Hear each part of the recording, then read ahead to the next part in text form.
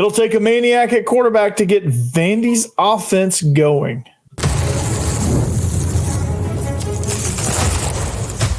You are Locked On Vandy, your daily podcast on the Vanderbilt Commodores, part of the Locked On Podcast Network, your team every day. Welcome into the Locked On Vandy podcast on the Locked On Podcast Network. I'm your host, Corey Burton. Thanks for making Locked On Vandy your first listen every day. We are free and available wherever you get your podcasts and on YouTube as a part of the Locked On Podcast Network, your team every day.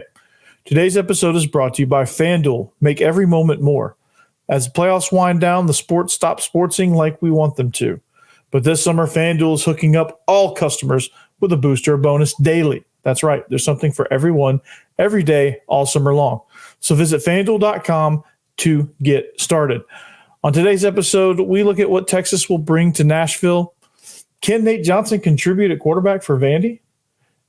It'll take a maniac at quarterback to get this offense going. Sounds like Diego Pavia is just the guy for the job. Now, why am I saying specifically the word maniac? Well, it would come as no surprise that if you watch the Auburn-New Mexico State game, which if you actually watch that game, you're either a New Mexico State fan, Auburn fan, or you were just looking for a random game to watch. But Diego Pavia threw an interception early in the game. Auburn defender was running it back. I think it was a corner. And he not only tackled him, he hit him, lifted him off the ground, and slammed him into the ground. And that really caught the eye of the entire country for one, but Coach Lee especially, he made reference to it here. All right, he said, quote, "I saw a quarterback that was a maniac and suplexed a linebacker on the sideline early on in the game. And one of his only mistakes where you threw an interception, it was impressive." And that just shows the toughness, right? And I'll leave the quote up there for you for a little bit. But that, I think that just kind of tells you everything you need to know about what you're getting in Diego Pavia and what he brings to the table for this offense. Now, it's going to take that type of person to really get this thing going, okay? Because you're going to need somebody that doesn't flinch in the face of adversity, is going to go and attack mode, okay? And if you want to see some highlights, there are some great highlights of from him last season on YouTube. I suggest that you watch them. They are a treat. And they show you just what the wide range of skills and talent that Diego Pavia has. So the reason why I think it's either going to take a combination of this, and I'll talk about I'll talk about this a little bit later too, because Nate Johnson does factor in, because it's going to take somebody that's tough, gritty, smart, charismatic, somebody that kind of ignites the locker room and brings everybody together with competitive spirit. Diego Pavia has that. I'm pretty sure Nate Johnson has that. I'm not exactly sure. He's not as outward as Diego Pavia is, but it's going to take somebody that has a lot of confidence, a lot of swagger. And I think both of these guys actually have that a lot. So for Pavia, the reason it's going to take somebody with that mindset that will go and suplex a guy after an interception, because there's going to be a lot of adversity with this offense, because you got a lot of new moving pieces, right? You've got a new coaching staff, new way of life. The depth, it's good, but it could be better, right? And you're going to have a lot of situations to where you need to just keep your head on straight and keep your head down and keep fighting. And Diego Pavia will make sure. And I think that's the reason why he's in the driver's seat for the quarterback one job, is because he is the guy that's going to keep this thing going. He's the guy that's going to, when things are down, when the what is hitting the proverbial fan, he's going to be the guy that's in there going, okay, we got to stick with it. We got to get after these guys. We got to keep the pedal to the floor, because eventually we can wear them down. And that's the kind of style that you need. That's the kind of attitude that gets the other 10 guys staring back at him in the huddle, or not really a huddle, but you know what I mean? The other 10 guys on the offense looking to him to say, well, if he's confident, then let's go. Maybe it's not that bad. And they just do their thing. They just do their job and they do it well. And you get a situation to where you're playing now well above your head. And there's evidence of this. Just go watch that full Auburn, New Mexico State game. If you can find it anywhere. I don't know if Auburn's had it erased from tape, from TV or wherever, but there's evidence of the fact that you get a guy like this. You get a guy that's tough. You get a guy that's confident, cocky, knows the offense very well, and has obviously scouted the opponent and obviously knows where and how to attack. You get a guy that's that prepared, that tough, and that confident. It has to radiate across the other 10 guys. And then you get these guys pulling in the right direction. There's some talent on this team, okay? There's some talent that if you give it the right kind of confidence, it can be dangerous. Now, I'm not saying they're going to run the table and go 12-0. That's a bit of a stretch. Actually, that's really unrealistic.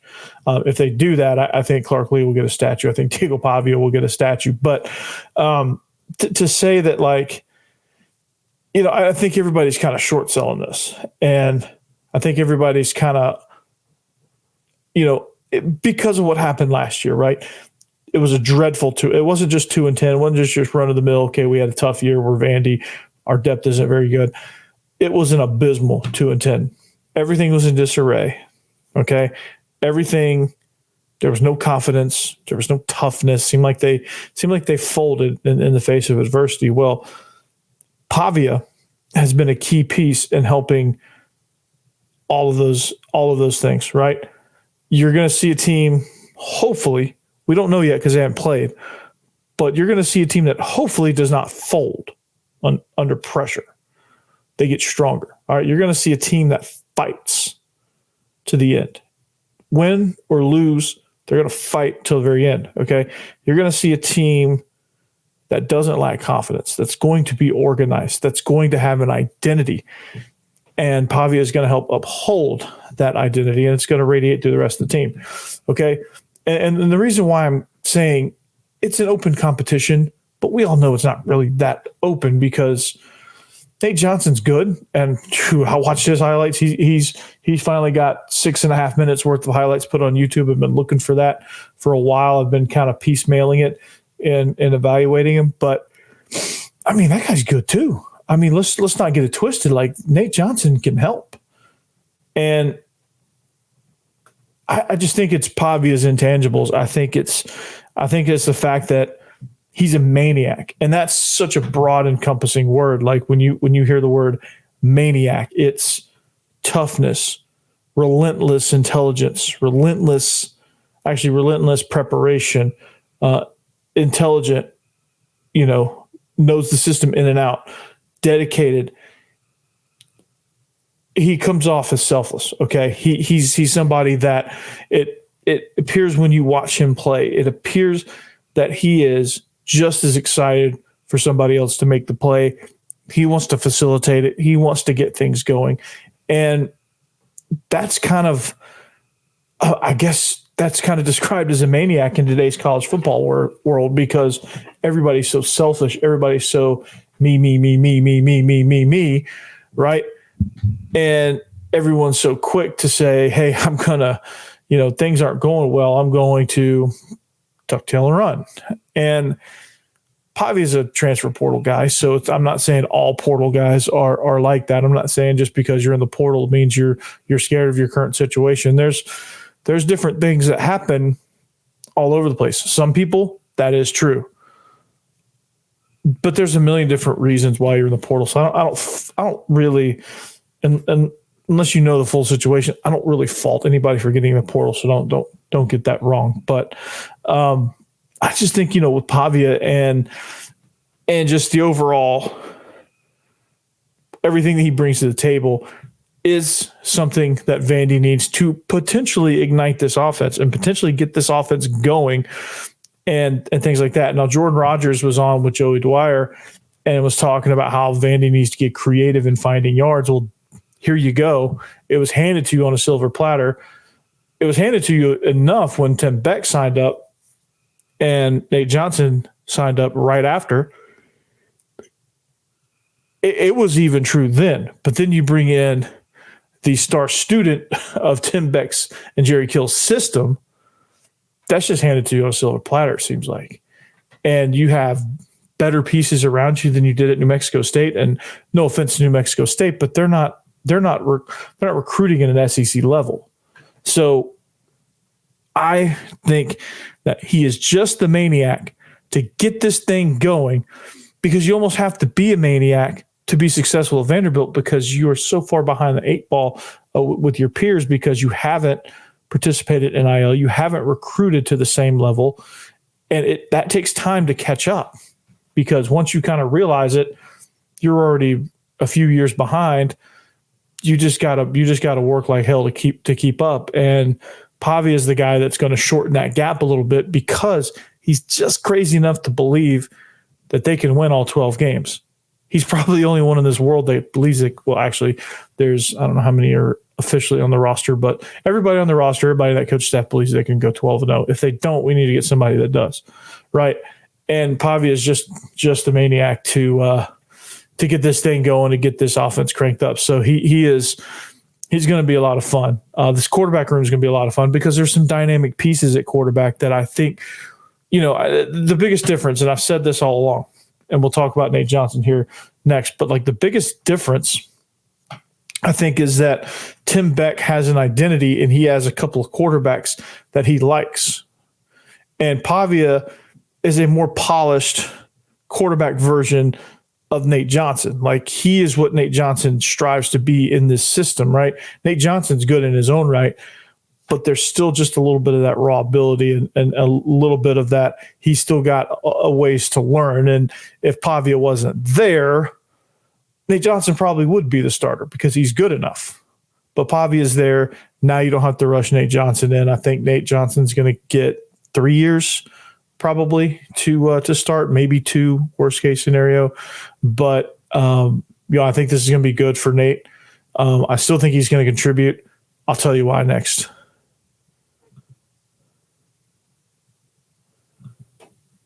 All right, this episode is brought to you by FanDuel. Guess what? I love sports.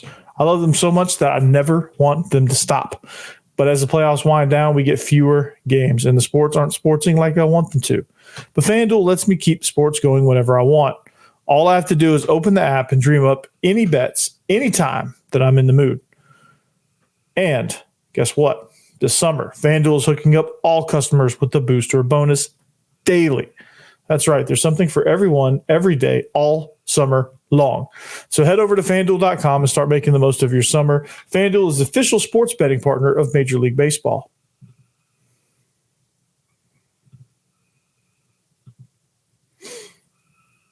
All right, welcome back. Are you watching ESPN or Fox Sports on your TV all day? Do you have to turn down the volume with all that shouting? Well, make the switch to Locked On Sports today. It's a free 24/7 sports streaming channel programmed for you every day to bring you the biggest stories without all the screaming. Locked On Sports Today brings you can't-miss analysis, opinions, and news streaming 24/7 on YouTube or the free Amazon Fire TV channels app, part of the Locked On Podcast Network, your team every day. And welcome back here. We are steamrolling through this show, talking quarterbacks. Diego Pavia is a maniac, according to Clark Lee. He just might be the perfect maniac to lead this offense. All right. But we can't forget Nate Johnson. Okay. And shout out to the Everydayers, by the way. Thank you for making all this possible, right? Because you are the maniacs, and I mean that lovingly. You are the maniacs that keep this show going.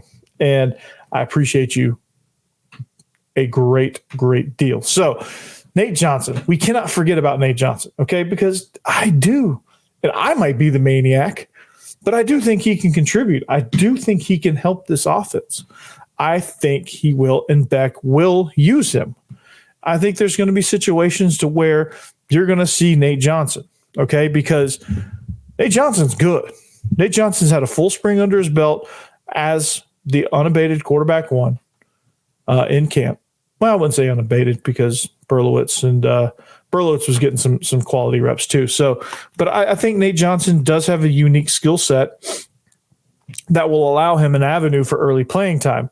And I don't know to what capacity, but I think there's something to that. I think there's something to the fact that you're going to see what Nate Johnson can do. You're going to see, I think, a pretty simple package early on, but then I think it develops into something as the season goes. I think it develops slowly but surely. I think they kind of roll out the entire offensive scheme with him. I think there's something that he can definitely bring to the table. In watching his highlights, he's really good on the move. He's really good play faking. He's actually pretty darn good under center. And in this day and age, you don't really see a whole lot of under center stuff. I mean, Kyle Whittingham is old school, so I'm not surprised there. But Nate Johnson is good at that.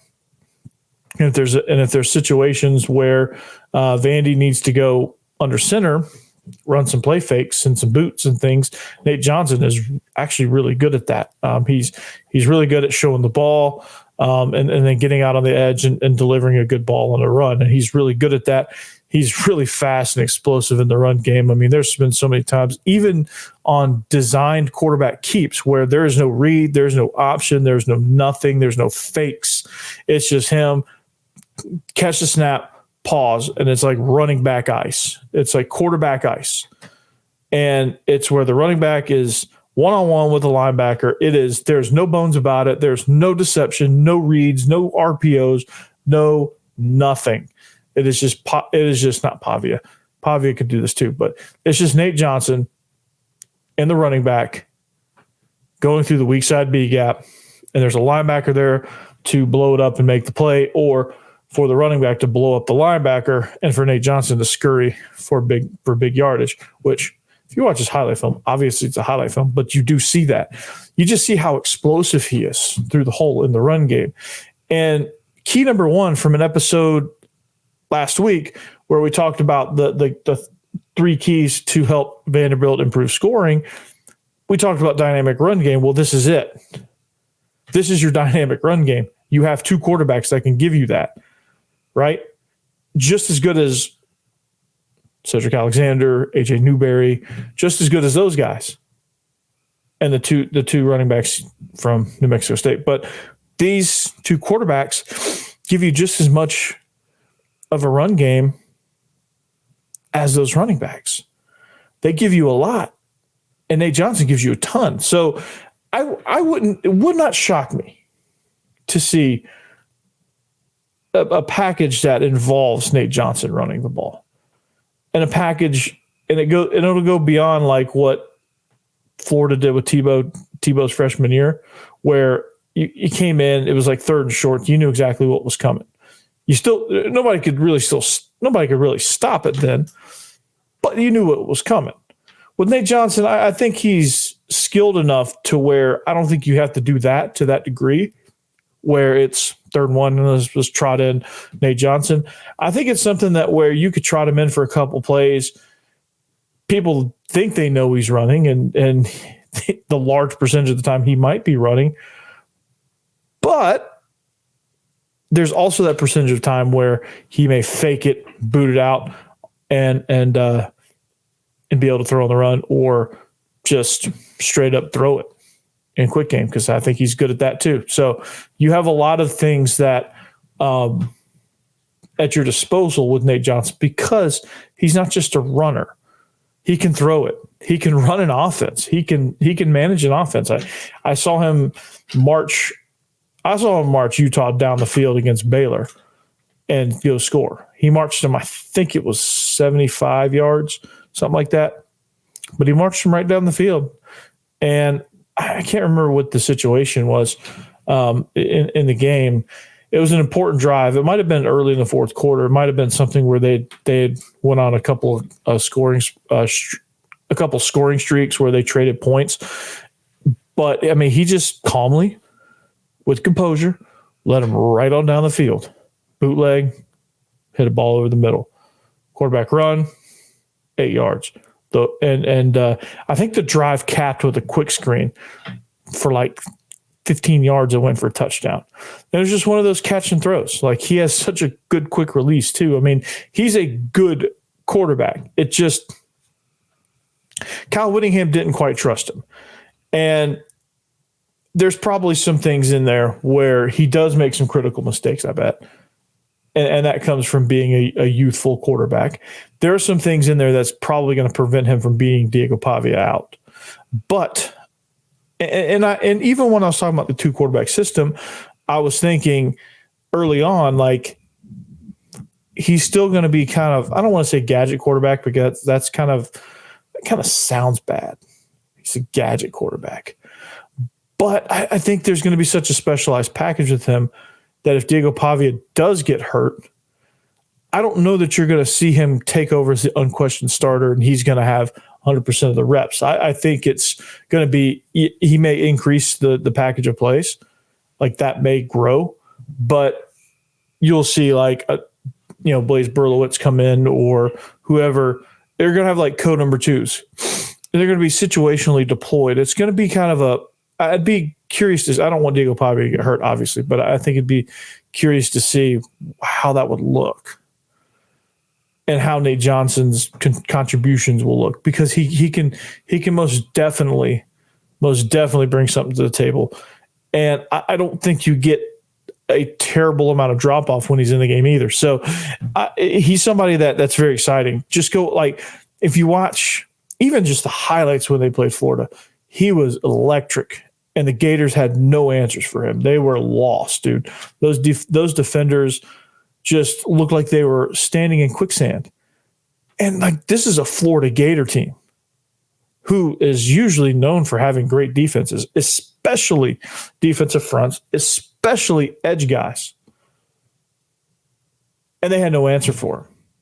There was one like Johnson was shot out of a cannon, scored a 27-yard touchdown against Florida in the opener.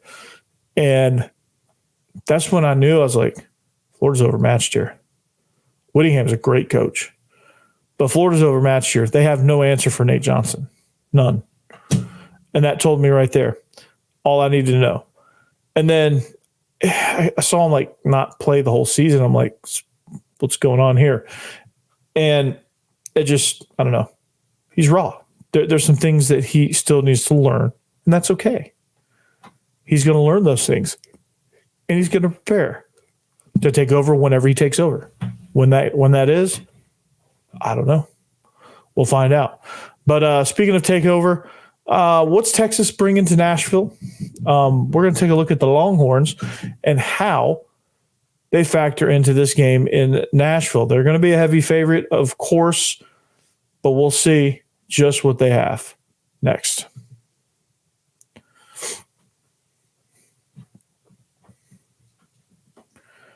All right, welcome back. Segment number 3, Locked On Vandy. Thank you for making Locked On Vandy your first listen each and every day. Make sure you make your second listen Locked On SEC.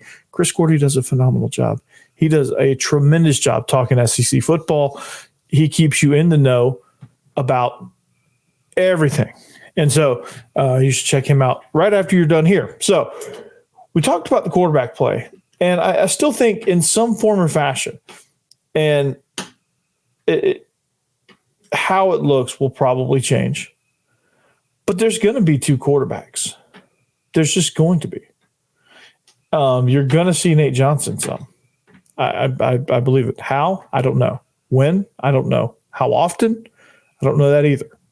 I can only speculate. I don't even think they know. They're just going to try to see kind of how it goes and what he can handle. So I don't think it's going to be a Spurrier situation where they're just running guys in and out. That would look pretty goofy. But anyway, it's neither here nor there. By the time we get to the Texas game, who knows what the quarterback position is going to look like? It's going to be kind of a crazy season, a maniac season, so to speak. But Texas, what do they bring to the table? Well, they're going to bring some fans. Okay, first and foremost, they're going to bring some fans. if Vandy wants to affect the game, they should just not let them do that. Like if you're a season ticket holder, if you have a ticket for that game and you're a Vandy fan, you need to go. I don't care if you think Texas is going to pound Vanderbilt into oblivion. I don't care. Go to that game, affect it as best you can. Okay. But obviously, Texas is the Longhorns, their biggest question mark honestly might be the quarterback situation. There's a lot of distraction there. Quinn Ewers is, I mean, you would think he's an unquestioned starter, but like you have a really famous backup. And if there's a little bit of struggle, there could be some noise there with Arch Manning, Quinn Ewers. But I really like what Sark does offensively. I really think, his creativity is something that is highly regarded. I loved it at Alabama. I'm glad that he got some of his demons straight because he's a heck of a coach, man, and he's a very imaginative coach. And it just sucks that he didn't have his clear head there. But one of Sark's biggest issues, he's going to have to be dealing with that quarterback drama that's likely to ensue at any sort of struggle with Quinn Ewers. But they got quite a bit to fill. They have Xavier Worthy, A.D. Mitchell, Jordan Whittington, and tight end Jatavian Sanders, and Jonathan Brooks. They're all gone.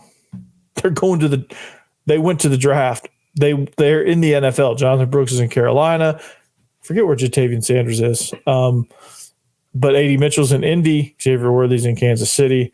I don't know where Whittington is either. But Isaiah Bond is coming back. Matthew Golden, Silas Bolden, and Amari Niblack. All portal guys that Texas was able to bring in to help them at the receiver position. You lose so many weapons, and you got so many there too. As Oregon State tight end, or Oregon State's Silas Bolden tight end, Amari Niblack coming from Alabama, along with Isaiah Bond. But they returned 4 starters on the offensive line, which is huge, figuratively and literally. They have first-team All-Big 12 junior left tackle Kelvin Banks Jr. Look for him in the NFL draft next year.